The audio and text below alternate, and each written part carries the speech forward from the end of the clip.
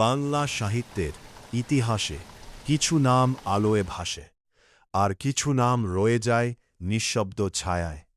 তেমনি এক রহস্যময় নাম কাদম্বরী দেবী, যিনি ছিলেন কবিগুরু রবীন্দ্রনাথ ঠাকুরের জীবনের গভীরতম অনুপ্রেরণা। ৮৫৫ সালে জন্ম কাদম্বরী দেবীর।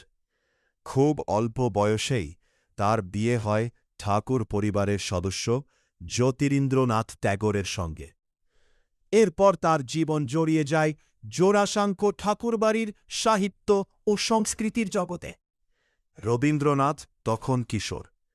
কাদম্বরী দেবী ছিলেন তার সবচেয়ে কাছের বন্ধু, পাঠসঙ্গী এবং সাহিত্য প্রেরণা।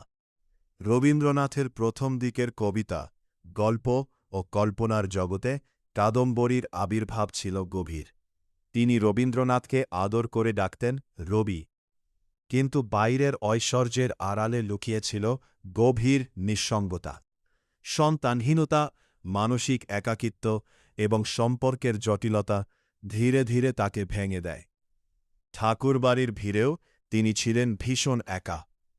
১৮৮৪ সালে মাত্র ২৫ বছর বয়সে কাদম্বরী দেবীর আকস্মিক মৃত্যু গোটা ঠাকুর পরিবারকে স্তব্ধ করে দেয়।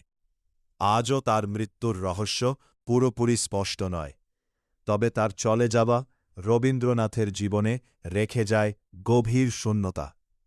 ইতিহাস হয়তো তাকে খুব বেশি শব্দ দেয়নি, কিন্তু রবীন্দ্রনাথের অসংখ্য লেখার নীরব অনুপ্রেরণা হয়ে আজও বেঁচে আছেন কাদম্বরী দেবী।